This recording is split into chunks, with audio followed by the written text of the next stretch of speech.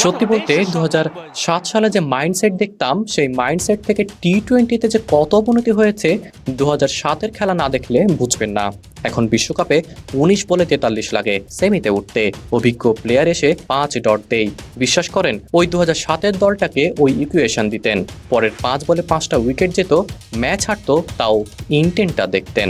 Even যে অভিজ্ঞ player 2024-এ এসে ডট দিয়েছেন উনি তো 2007 টি-20 বিশ্বকাপ খেলেছেন, উনি নিজেও ইন্টেন্ট দেখাতেন বলে আমার অন্তত বিশ্বাস।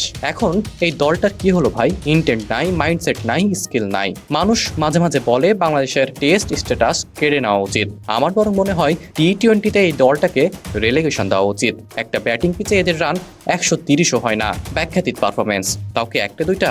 না, দিনের পর দিন, বছরের পর বছর একটা দুইটা ভালো পারফরমেন্স বরং কালে ভদ্রে আসে।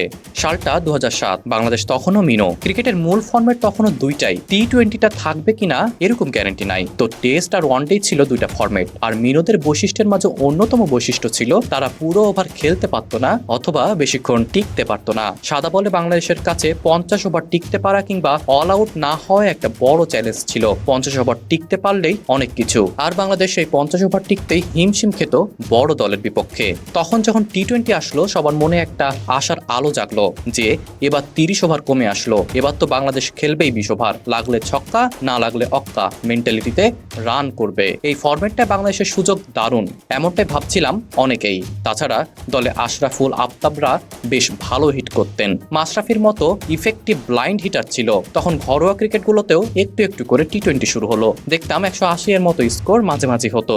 যাই হোক, আন্তর্জাতিক টি-20তে বাংলাদেশের শুরুটা জিম্বাবুয়ের সাথে জয় দিয়ে করেছিল 166। এরপরে একটা 4 দলীয় সিরিজ হয়, সেখানে প্রথম ম্যাচে কেনিয়ার 139 টার্গেটও পত্রিকায় দেখলাম 17 ওভারে চেস করে ফেললো বাংলাদেশ। পাকিস্তানের সাথে 190 এর মতো টার্গেট, 160 পর্যন্ত গেল। এক নাজিমউদ্দিন বেশ রান করলো, 81 করলো। উগান্ডার সাথে যদিও একটু ছন্দপতন হলো, তবে তাও জয় আদায় করতে পেরেছে।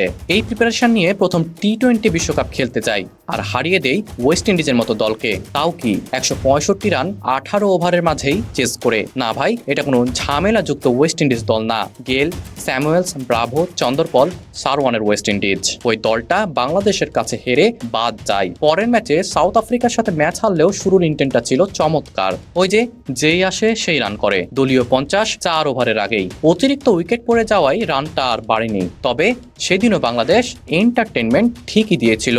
এরপর সুপার 8-এ উঠলেও পারফরমেন্স আর আশানুরূপ ছিল না, তবে সময় আদায় করতে পেরেছিল। ওই যে শুরুতে বললাম, মন বলছিল এই ফর্মেটে কিছু হবে, কিন্তু আফসোস ওই যে 2007-এর আশা দেখছিলাম, এরপর আর উন্নতির ছিটে ফোটা তো দূর। আমার মনে হয় টি-20 দলটার খালি অবনতি হয়েছে, বাকি সব দল টি-20 মাইন্ডসেটের সাথে মানাতে পেরেছে। এই দলটা ওই মান্দাত্তার আমলেই পড়ে আছে, ওয়ানডে মাইন্ডসেটই পড়ে আছে। প্লেয়াররা এসে লজিক দেই আমাদের ক্যারিবিয়ানদের মতো শক্তি নেই। মনে হয় 119 মিটার ছক্কা মারলে 12 রান হয়, আর 75 মিটার ছক্কায় 6 রান।